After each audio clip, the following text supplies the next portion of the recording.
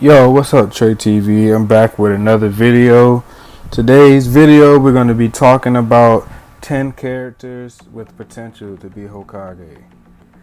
Now, my list isn't really a power scaling list, but some of the characters on my list are not that strong, but they have potential to be Hokage. So, let's get right into it. Number 10 is really a shocker to everybody. I chose Rock Lee because Rock Lee, he's amazing, dude. He was able to open his inner gates at a very young age. And Kakashi, being the genius that he is, he was very shocked at how this little kid could open his inner gates when that takes intensive training to do that. And I think Kakashi could only open 2 or 3. And, you know, Kakashi was even amazed at what Rock Lee could do, how fast he was. And he's a very underrated character, to be honest. I think he's a very underrated character. He doesn't get that much recognition. Yeah, he's not that strong. To be Hokage, you have to be good as a leader, and you have to be, powerful as well. But he's a good leader. He's passionate about everything he does. Just on the power scaling level, he doesn't really have it. You know what I mean? So, but I still put Rock Lee on my list. So, all right, number 9, I'm gonna give it to Neji. Neji was amazing. I feel like the series nerfed him and Shippuden because when he was a kid, he was just all I wanted to see was Neji versus Sasuke. I swear that's all I wanted to see. Neji was really one of my favorites. I feel like he has potential to be Hokage. Who else? You wouldn't add Neji to this list. Like, come on now. It's Neji. But yeah. Number 8, people probably don't like it, but I chose Sakura. Only because Sakura, she trained under Hokage, Tsunade. She's basically the same character as Tsunade. Like, she can do healing. She has power. She's basically the same character as Tsunade. Like, she trained under the Hokage. You have to add her to this list, even though if you probably don't like her, but she has to be on this list. I feel like she has to be on this list. So, yeah. Coming in at number 7, this is actually a good one. My number 7 is Shikamaru. Now, if you don't know why Shikamaru is on this list, you do not watch anime or you have not seen Naruto. Shikamaru needs to be on this list.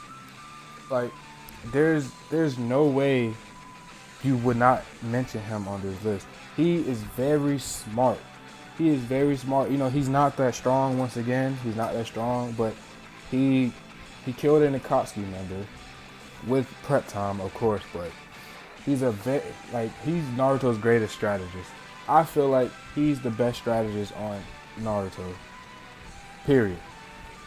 He is so smart. Then at the end, oh wait, it's kind of a spoiler. I'm not gonna say that, but yeah, Shikamaru. If you don't like Shikamaru, I don't know what's wrong with you. He needs to be on this list, even though he's not strong. But I loved Shikamaru. Everything to him was a drag, but he still did it. Shikamaru was a really cool character. All right. Number 6 is Orochimaru. Now, I chose Orochimaru because, he has the power scale and he is pretty strong. He's really strong and he's not stupid. He's a smart, scientist, I guess you would say, but he's also a strategist, even though, he's a very selfish character. Everything he did was so selfish for himself.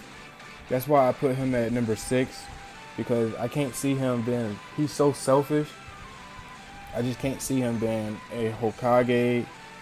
I can't put him on, higher up on this list because of how selfish he was. And, to be Hokage, people look up to you. People put their trust in you. to protect the village. You know, people want to see you do great things. And Orochimaru was number 6 because he just was so selfish. But he would be a good Hokage because, you know, he's strong enough to protect the village. So that's why I chose him. Number 5, I chose Naruto. Naruto, he's a kind of confusing character, but, you know, if you watch anime or you watch Naruto, you know that Naruto is very strong. All he wanted for the world was, you know, peace and everything, but the way he did it in the series, his plan and everything, you know, through his eyes, he thought he was doing the right thing. You know, through Naruto's eyes, he was doing the wrong thing. I feel like if Naruto would have grew up in the Leaf Village, you know, he definitely would have been the Hokage. Naruto is a very good candidate for Hokage. He's smart, he's strong. You know, all he wanted was to end the war. You know, he wanted peace. But, you know, by the way he went by things wasn't the right way. So, if you've seen the series, you know how that ended. But, number 4, I chose Obito. Obito is number 4 on my list. Obito is kind of slept on. He, you know, when he was a kid, he wasn't really, you know, all that. But as we got to see him grow in the series, and we seen what he could do, without any spoilers putting out there, but if you watch the series, you can see what Obito can do. You know, he's very smart. He's strong. You know, he's an Uchiha, you know. Uchihas are strong. So, Obito, I had to put him on number 4 because of what he did in the series, to be honest.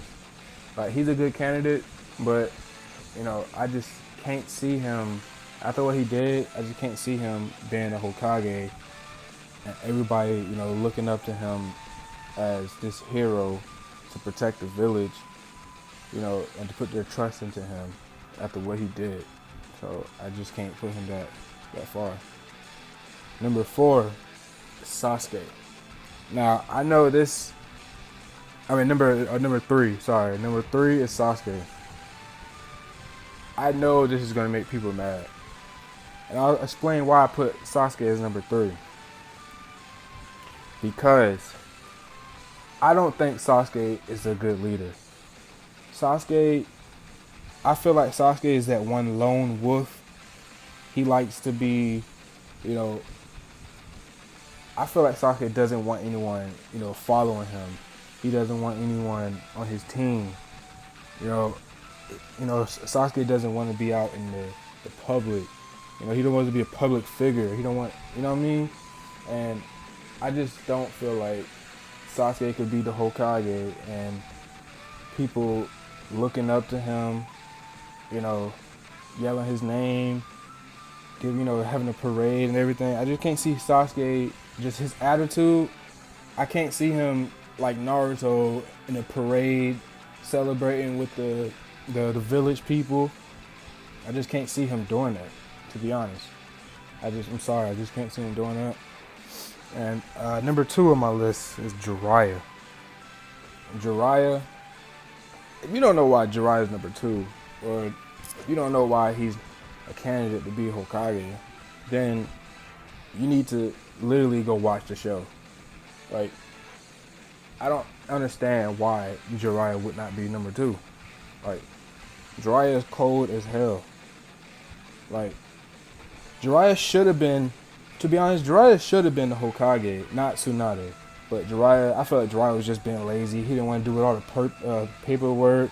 You know, he just didn't want to deal with everything. I feel like Jiraiya was the strongest. He was stronger than Orochimaru, and I feel like he was stronger than Tsunade, in my opinion. And he's a great combat specialist. Like, Jiraiya was very slept on, to be honest. I think people slept on Jiraiya. You know, because of what happened to him. People sleep on him. You know, if it wasn't for him, what would Naruto be doing? Think about it like that. He taught Naruto Sage Mode. How many times did Naruto use Sage Mode in the damn anime series? Come on now. Jiraiya is the GOAT. There's period, point blank. Jiraiya is the GOAT. That's why he's number 2. Now, number 1. There's no other number 1 that should be Itachi. Itachi is definitely number 1. No, period, point blank. Nobody.